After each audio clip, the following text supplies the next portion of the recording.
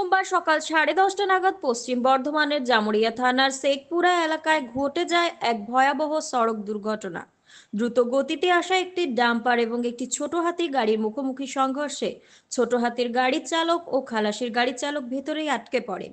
স্থানীয় বাসিন্দাদের সহায়তায় পুলিশ দ্রুত ঘটনাস্থলে পৌঁছে চালক ও খালাসিকে গাড়ির কেবিন থেকে বের করে হাসপাতালে পাঠায়।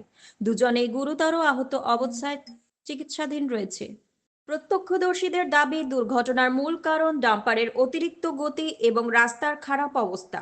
এলাকাবাসী দীর্ঘদিন ধরে এই রাস্তাগুলির সংস্কারের দাবি জানিয়ে আসছিলেন। এই ঘটনার পর পুনরায় রাস্তার সংস্কারের দাবি জোরদার হয়েছে।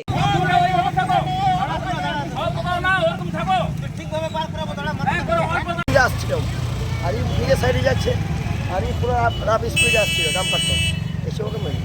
এই যে মাল বুঝে গাড়িটা কোন দিক থেকে আসছিল যেমন দিক থেকে কখন হলো এটা? 15 মিনিট হলো।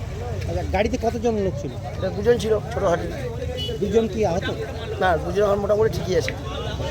ডাম্পার ড্রাইভার নাম্বার উপরে পালিয়ে গেছে। এখন কি হচ্ছে? এখন তখন এই পাবলিক ভিড়, পুলিশ এসেছে, তখন পদক উদ্ধার করে এখন ঠিকই আছে, খারাপ নাই। ঠিকভাবে পার করাবো।